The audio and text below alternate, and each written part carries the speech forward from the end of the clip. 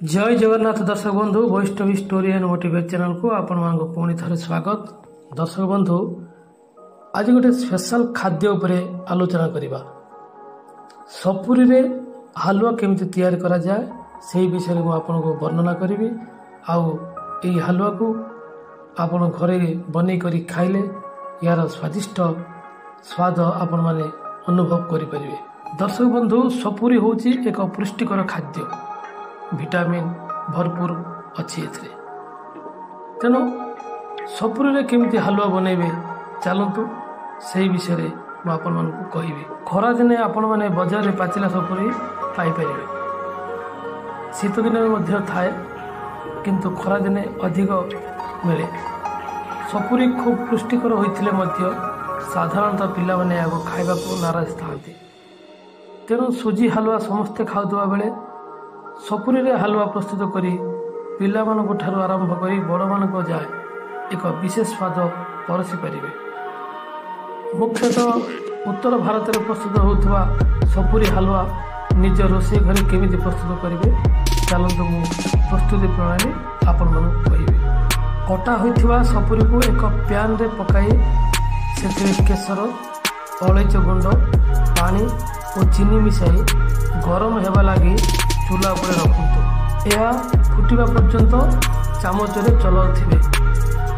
आउ एक चूल्हा रे कड़ाई रे घी गरम करी सेथिरे सुजी और काजू अलग अलग पकई भाजिबे।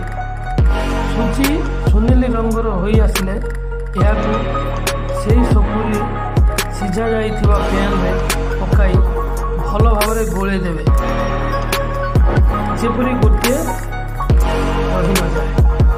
एबे याकु हल्का आंच रे बसाई दियंतु। पानी सुखी गले सुगंधित और स्वादिष्ट सपुरी हलवा प्रस्तुत हो जिवो। तापरे एथिरे किशमिश और काजू मिसाई उषुम उषुम परसी दियंतु। वर्तमान आपण हलवा प्रस्तुति हो गला। एबे जानिबा आवश्यक सामग्री कौन कौन। अधा कप लेखाए सुजी, चीनी एवं चारि बड़ चामच घी, 12 ରୁ 10ଟି काजू, गोटे बड़ चामच किशमिश, अलैच गुंड अल्प, कटा सपुरी अधा कप अधिक आउ टिके केसर। आपण माने ये हलवा निजे प्रस्तुत करंतु घरे केबे केउ दिन निश्चित ए सपुरी तैयारी हलवा आपण मानकु भल लागे। आशा करूँ ये भिडियोटी आप भल लगी। एवं ही best story and motivate channel को सब्सक्राइब करूँ, पाखर बेल आइकन दबातु। आपण चैनल में बहुत किसी स्टोरी गप सुंदर सुंदर कहानी मोटिवेशनल वीडियो एवं किसी हेल्थ बेनिफिट टिप्स पाई। आज जय जगन्नाथ, नमस्कार।